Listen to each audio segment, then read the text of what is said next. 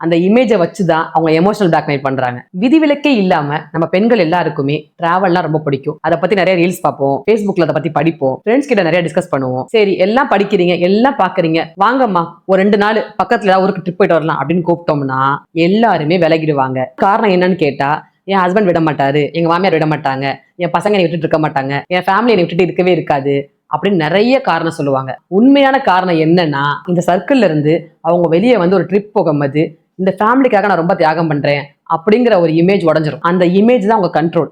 அந்த இமேஜை வச்சுதான் அவங்க எமோஷனல் பிளாக்மெயில் பண்றாங்க. இதுல சில பேர் கொஞ்சம் பர்ஃபெக்ஷன் பார்க்குற லேடிஸா இருப்பாங்க.